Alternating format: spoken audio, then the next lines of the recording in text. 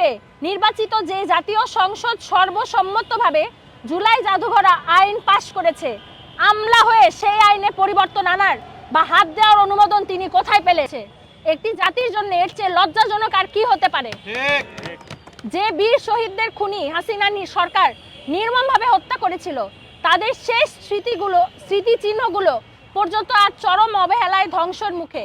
এই চরম জাতীয় অবহেলা ও ধ্বংসাত্মক পরিস্থিতির জন্য পুরোপুরি দায়ী বর্তমান সংস্কৃতি মন্ত্রণালয়, সংশ্লিষ্ট মন্ত্রী এবং সচিব কানিজ মাওলা নিজে।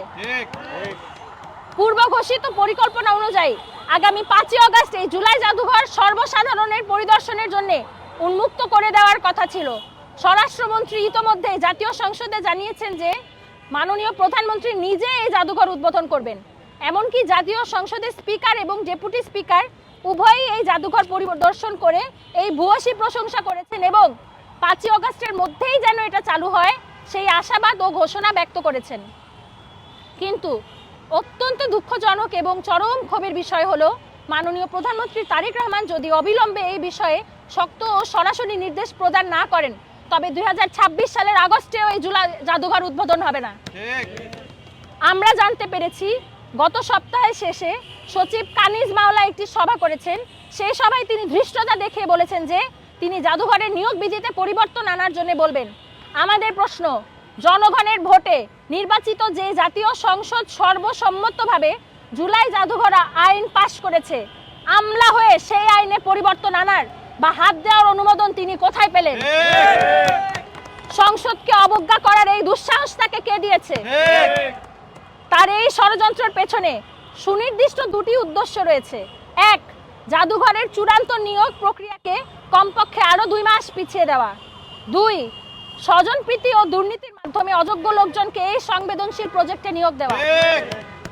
জুলাই গণ অভ্যুত্থানে সরাসরি অংশগ্রহণকারী বিগত ফ্যাসিস্ট সরকারের সময় নিপীড়ন ও ভয়ের মধ্যেও আর্কাইভ নিয়ে কাজ করা বিশেষজ্ঞ কিছু মানুষ তাদের ক্যারিয়ারকে বিসর্জন দিয়ে এই জাদুঘরটি তৈরি করেছে।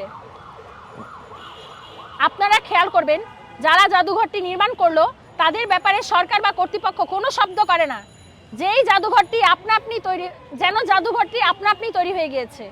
জুলাই গণ অভ্যুত্থানকে ধারণ করা এসব মিউজিয়াম বিশেষজ্ঞদের অপদস্থ করা হয়েছে, তাদের বের করে দেওয়ার হুমকি দেওয়া হয়েছে। তারা যেন জুলাই জাদুঘরকে কোনোভাবেই নিয়োগ না পান এটার চেষ্টা করা হচ্ছে। জাদুঘরে কর্মরত পুলিশ সদস্যরা এই বিশেষজ্ঞদের অপমান অবদস্থ করেছে এবং হুমকি অবধি দিয়েছে। সংস্কৃতি মন্ত্রণালয়ের সচিব বলেছেন, নিয়োগ না হলেও তিনি নাকি আপাতত বিভিন্ন সরকারি দপ্তর থেকে লোক এনে ঠেকা জোড়াতালি দিয়ে মিউজিয়াম খুলে দিবেন। এ ধরনের মন্তব্যই প্রমাণ করে মিউজিয়াম বা জাদুঘর পরিচালনা সম্বন্ধে এই সচিবের বিন্দুমাত্র কোনো ধারণা নেই। আমরা স্পষ্ট ভাষায় জানিয়ে দিতে চাই, জুলাই জাদুঘর কোনো সাধারণ প্রদর্শনী নয় যে এদিক সেদিক থেকে কিছু আমলা বা সরকারি লোকবল জড়ো করে জোড়াতালি দিয়ে ঠেকা দিয়ে চালানো যাবে। এই জাদুঘর আমলা দিয়ে চালানোর মতো কোনো সাধারণ প্রতিষ্ঠান নয়। এটি চালাতে হলে সম্পূর্ণ যোগ্যতার ভিত্তিতে দক্ষ ও অভিজ্ঞ মানুষ লাগবে। বিশেষ করে যে সকল স্পেশালাইজড ও অভিজ্ঞ ব্যক্তিবর্গ শুরু থেকে এই অনন্য মিউজিয়ামটি গড়ে তোলার পেছনে অক্লান্ত পরিশ্রম করেছেন এবং রূপরেখা ও নকশা তৈরিতে কাজ করেছেন, এই জাদুঘর সফলভাবে সচল রাখতে তাদেরকে এখানে সম্পৃক্ত রাখতে হবে। জাতীয় সংসদে বর্তমান যে আইন পাশ করা হয়েছে সেই আইন মোতাবেকই যোগ্যতার ভিত্তিতে এই বিশেষায়িত নিয়োগ সম্পন্ন করতে হবে।